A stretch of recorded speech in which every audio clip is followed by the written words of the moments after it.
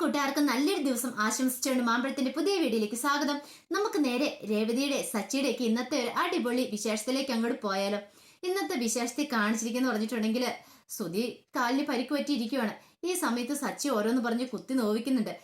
സച്ചി പറയണം, ഇതിപ്പോ കാലിന് വല്ല മുറിവ് പറ്റിയതാണോ അതോ ഇവന്റെ അഭിനയം കാരണം ഇവൻ കെട്ടിവെച്ചോണ്ടാണോ വന്നാണെന്ന് പറയാൻ പറ്റില്ലെന്ന് പറയണം. എന്നിട്ട് ചന്ദ്രമതി ചോദിച്ചു, നീ അതെന്താടാ അങ്ങനെ പറഞ്ഞേ? അല്ല, ഇവന്റെ സ്വഭാവം ഏതാണ്ട് പറയാൻ പറ്റില്ല.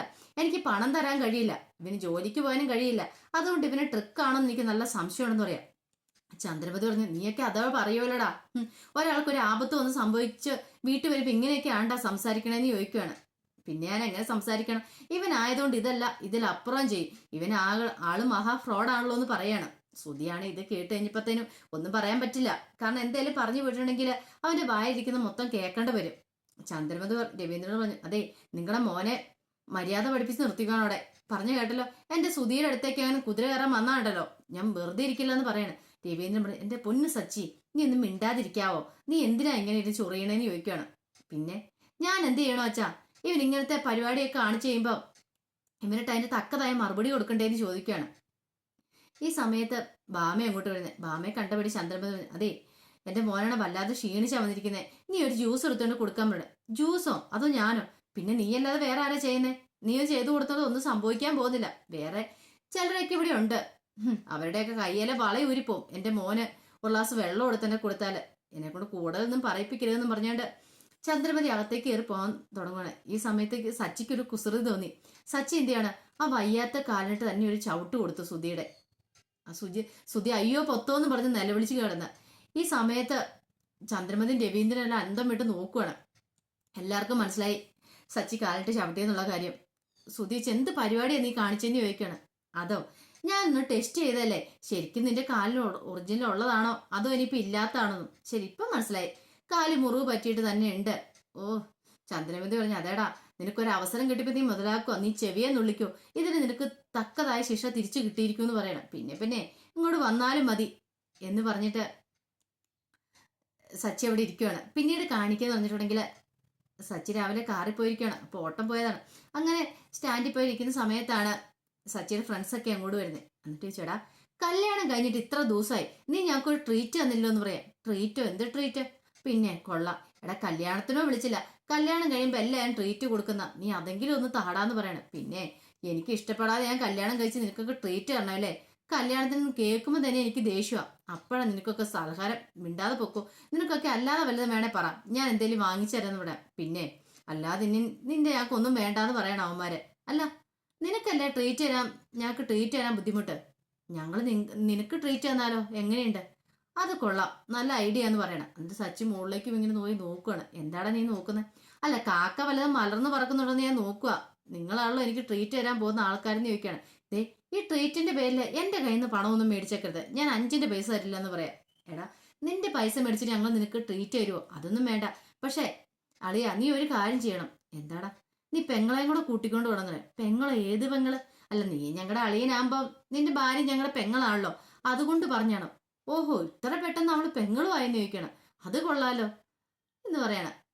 ഒരു കാര്യം ഞാൻ പറഞ്ഞേക്കാം, പെങ്ങളെയും കൂടെ കൂട്ടിക്കൊണ്ട് വന്നാൽ മതി, അതൊന്നും നടക്കുന്ന കാര്യമല്ലെന്ന് പറയും. അതെന്താടാ അങ്ങനെ? ഓ, ഇപ്പൊ നിനക്ക് ഭയങ്കര ബുദ്ധിമുട്ടായിരിക്കില്ല അവളെയും കൂടെ കൂട്ടിക്കൊണ്ട് വരാൻ. എടാ, ഇവന്റെ വീട്ടിൽ വെച്ചാ പാർട്ടി നടത്തുന്നേ, നീ അങ്ങോട്ട് അവളെയും കൂടെ കൂട്ടിക്കൊണ്ട് വന്നാൽ മതി എന്ന് പറയാം. ശരി ശരി, നോക്കട്ടെ എന്ന് പറയണം. ഞങ്ങൾക്ക് അവളിൽ നിന്ന് പരിചയപ്പെട്ടിരിക്കുകയും ചെയ്യാമെന്നൊക്കെ പറയുന്നുണ്ട്. സച്ചിക്ക് അത്ര ഇഷ്ടപ്പെട്ടില്ലായിരുന്നു.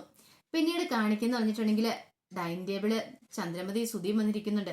ഈ സമയത്ത് രവീന്ദ്രനും കൂടെ വന്നു. അപ്പം രേവതി എന്ത് ചെയ്യണം, അവർക്കുള്ള ഫുഡൊക്കെ എടുത്തുകൊണ്ട് വരുന്നുണ്ട്. അങ്ങനെ ഫുഡ് കൊണ്ടുവന്ന് ആദ്യം രവീന്ദ്രന് വിളമ്പി, പിന്നീട് ചന്ദ്രമതിക്ക് വിളമ്പാൻ തുടങ്ങുവാണ്. ഈ സമയത്ത് ചന്ദ്രമതി രേവതിയോട് ചോദിച്ചു, അല്ല, നിന്റെ കണ്ണിന് വല്ല കുഴപ്പമുണ്ടോ?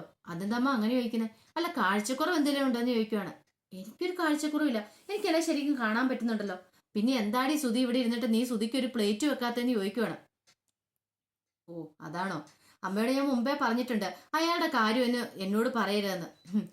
എന്നെ വഞ്ചിച്ചിട്ട് പോയ അയാളെ ഞങ്ങൾക്ക് സൽക്കരിക്കണോ? ഇനി ഒരു കാരണവശാലും ഇല്ല. കതിർമണ്ഡപത്തിൽ വെച്ച് എന്റെ അമ്മയെ ഞാനും ഒക്കെ എത്രമാത്രം വേദനിച്ചെന്നറിയോ? അതിലെല്ലാം കാരണക്കാരൻ ഇയാളാ. ഇയാൾക്ക് ഒരു കാരണവശാലും ഞാൻ ഒരു സഹായം ചെയ്ത് കൊടുക്കില്ലെന്ന് പറയണം. ചന്ദ്രമതി, നിനക്ക് അത്രയ്ക്ക് അഹങ്കാരമെന്ന് ചോദിക്കുകയാണ്. രവീന്ദ്രൻ, നീ എന്തിനാ ചന്ദ്രമതി അവളോട് ദേഷ്യം പിടിക്കുന്നേ?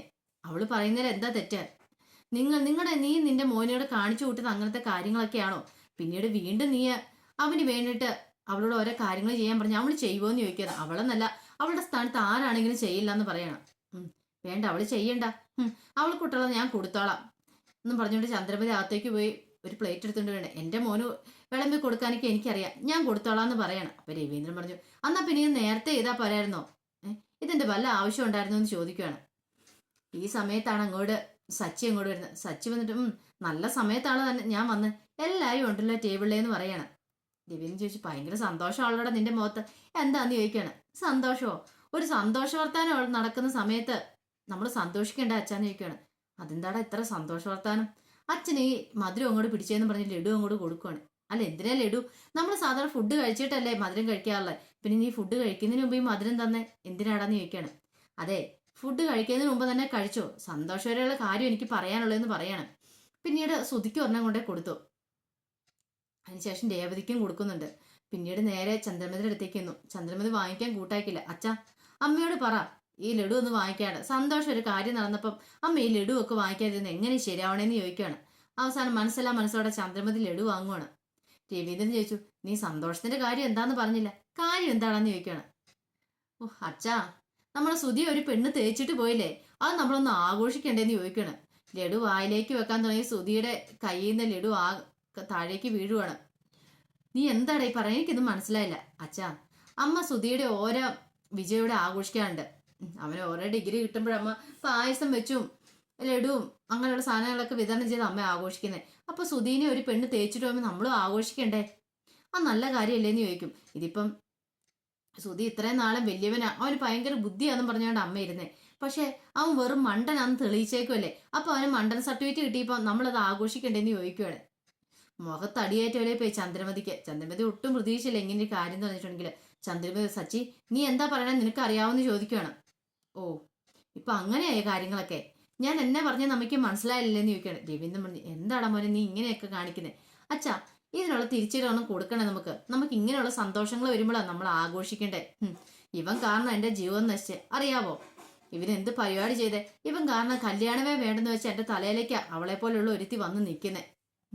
എന്റെ ജീവൻ തന്നെ നശിപ്പിച്ചവനാ ഇവനെന്ന് പറയാണ്. ഇത് കേട്ടൻ രേവതിയുടെ മുഖം ആകെപ്പാടെ മാറിപ്പോയി. എന്റെ ജീവിതം കുട്ടിച്ചോറാക്കി ഇവനെ ഞാൻ വെറുതെ വിറണ അച്ഛാന്ന് ചോദിക്കുകയാണ്. ഇത് കേട്ട് കഴിഞ്ഞപ്പോൾ ചന്ദ്രമതിക്ക് സുധിക്ക് സന്തോഷമായി. രേവതിനെ താത്തി കെട്ടി പറഞ്ഞത് കേട്ടപ്പോൾ ചന്ദ്രമതി സന്തോഷത്തോടെ സുധിയോട്, ഇനി ലഡു കഴിച്ചു, നിനക്ക് സന്തോഷിക്കാനുള്ള ഒരു വർത്താനം കിട്ടിയിട്ടുണ്ടെന്ന് പറയാണ്. രേവതിക്ക് സങ്കടമായിപ്പോയി. എല്ലാവരുടെ മുന്നിൽ വെച്ച് അപമാനിച്ചു കഴിഞ്ഞപ്പോഴത്തേനും. മുമ്പ് വരെയാണെങ്കിൽ സന്തോഷിച്ചിരുന്ന സുധീനെ അങ്ങോട്ടൊക്കെ സച്ചി പറഞ്ഞു കഴിഞ്ഞപ്പോഴത്തേനും സച്ചി തൻ്റെ ഒപ്പം നിൽക്കുന്നുണ്ടല്ലോ എന്നൊരു ചിന്ത രേവതിയുടെ ഉള്ളിൽ ഉണ്ടാകുന്നുണ്ടായിരുന്നു. പക്ഷെ ഒറ്റ നിമിഷം കൊണ്ട് അതെല്ലാം അസ്തമിച്ചു പോയി. രേവതി സങ്കടപ്പെട്ട് മുറിയിലേക്ക് കയറി പോവാണ്. രവീന്ദ്രൻ ചോദിച്ചു, നീ എന്ത് വർത്താനമാണ് അവളുടെ കേക്ക് പറഞ്ഞ്? നിനക്ക് ഇങ്ങനെയൊക്കെ പറയാൻ കൊള്ളാവോ? എല്ലാവരുടെ മുന്നിൽ വെച്ച് അവളെ അപമാനിക്കണ്ടായിരുന്നു പറയാം. അച്ഛൻ, ഞാൻ അപമാനിച്ചില്ല, സത്യമായിട്ടുള്ള കാര്യമല്ലേ പറഞ്ഞത്. അവൾ എൻ്റെ ജീവിതത്തിലേക്ക് കടന്നോടുകൂടി എൻ്റെ സ്വസ്ഥത നശിച്ചു. അത് ശരിയായിട്ടുള്ള കാര്യമല്ലേ നീ ചോദിക്കണം. രവീന്ദ്രൻ പറഞ്ഞു, നീ കൂടുതലൊന്നും പറയണ്ട, പാവം അവൾ വിഷമിച്ചാ പോയേക്കുന്നത്, അവളെ പോയെന്ന് സമാധാനിപ്പിക്കാൻ പറയാണ്. പിന്നീട് സച്ചി അകത്തേക്ക് കയറി പോവാ. ഈ സമയത്ത് സുധിയും ചന്ദ്രമതി പരസ്പരം നോക്കി ചിരിക്കുന്നുണ്ട്. അങ്ങനെ ചെന്ന് കഴിഞ്ഞപ്പോഴത്തേനും രേവതി അവിടെ ഇരിക്കുന്നുണ്ടായിരുന്നു. രേവതിനെ കണ്ടപ്പോൾ നീ എന്തിനാണ് ഇങ്ങോട്ട് കയറിപ്പോന്നെ? നിനക്ക് അവിടെ നിൽക്കാൻ മേലായിരുന്നു ചോദിക്കണം. പിന്നെ നിങ്ങൾ പറയുന്നതും കേട്ട് നിൽക്കാനായിട്ട് ഞാൻ നിങ്ങളുടെ അടിമയല്ലേന്ന് ചോദിക്കും. ഓഹോ, അടിമയാണെങ്കിൽ മാത്രം അവിടെ നിൽക്കുള്ളൂ. അല്ല, നിങ്ങൾ എന്ത് മനുഷ്യനാ? നിങ്ങൾ എന്തിനാ അങ്ങനെയുള്ള എല്ലാവരുടെയും മുന്നിൽ വെച്ച് എന്നെ നാണം കെടുത്തിയെന്ന് ചോദിക്കുകയാണ്. ഞാൻ നാണം കെടുത്തിയോ? ഞാൻ നാണം കെടുത്തിയൊന്നുമില്ല, എല്ലാവരുടെയും മുന്നിൽ വെച്ചുള്ള സത്യം ഒന്ന് തുറന്നു പറഞ്ഞല്ലേന്ന് ചോദിക്കും. രേവതിക്ക് ദേഷ്യം വന്നു. രേവതി, അപ്പം നിങ്ങൾക്ക് എന്നെ ഇഷ്ടമില്ലല്ലേ? ഇഷ്ടമില്ലാന്ന് ഞാൻ പറഞ്ഞില്ലോ. നീ എൻ്റെ ജീവിതത്തിൽ കടണമെന്ന് ഞാൻ ഒരിക്കലും ആഗ്രഹിച്ചില്ല, കടന്നു വരണമെന്ന്. എൻ്റെ ജീവൻ നശിപ്പിച്ചെന്നല്ലേ പറഞ്ഞുള്ളൂ. എത്രമാത്രം സന്തോഷത്തോടെ കഴിഞ്ഞവനായിരുന്നു. ഇപ്പോഴാണ് മൊത്തം റെസ്ട്രിക്ഷൻസാ. അച്ഛൻ അങ്ങോട്ട് പോയാൽ വിളിക്കും, ഇങ്ങോട്ട് പോയാൽ വിളിക്കും, നേരത്തിന് വീട്ടിൽ വരണം, പാറിപ്പറന്ന് നടന്ന് എന്നെ ഒരു കൂട്ടിൽ പിടിച്ച അടച്ചൊരു അവസ്ഥയായി പോയെന്ന് പറയാണ്. രേവതി, അപ്പൊ എല്ലാത്തിനും കാരണം ഞാനല്ലേ? ഞാൻ ഇവിടെ നിൽക്കുന്നതല്ലേ നിങ്ങൾക്ക് ബുദ്ധിമുട്ട്, ഞാൻ അങ്ങോട്ട് പോയേക്കാന്ന് പറയണം. നീ പോകാൻ വേണ്ടി ഞാനൊന്നും പറഞ്ഞില്ലോ. അല്ല വേണ്ട, ഇനിയിപ്പോൾ എൻ്റെ ഒരു ശല്യം ഇവിടെ ഉണ്ടാകുന്നില്ല. ഇത്രയും കാലം ഞാൻ സഹിച്ചു, ഇനിയിപ്പോൾ ഞാൻ സഹിക്കാൻ ഉദ്ദേശിച്ചിട്ടില്ല എന്ന് പറയണം. ഇത് കേട്ട സച്ചി പറഞ്ഞു, എന്നാ പോടി, നീ അങ്ങോട്ട് ഇറങ്ങി, ഒന്ന് പോകുന്ന എനിക്കൊന്ന് കാണണമല്ലോ, അങ്ങ് ചെന്നിട്ട് വരാൻ പറയാണ്. അപ്പം അതിൻ്റെ വിശേഷങ്ങളൊക്കെ ഒന്ന് കണ്ടേന്ന് പറഞ്ഞിട്ടുണ്ടെങ്കിൽ ഇതിൻ്റെ ബാക്കി വിശേഷങ്ങളുമായിട്ട് വൈകുന്നേരത്തെ പ്രൊമോയും ഞാൻ വരാട്ടോ. അപ്പോൾ വീഡിയോ ഇഷ്ടപ്പെട്ടെങ്കിൽ എല്ലാവരും ഒന്ന് ലൈക്ക് ചെയ്യണം കേട്ടോ. ആദ്യമായിട്ട് കാണുന്നവരാണെങ്കിൽ ഒന്ന് സബ്സ്ക്രൈബ് ചെയ്യുകയും കൂടി ചെയ്യണം കേട്ടോ. ഒരിക്കൽ കൂടി എല്ലാവർക്കും നല്ലൊരു ദിവസം ആശംസിച്ചു നിർത്തുന്നു. നന്ദി.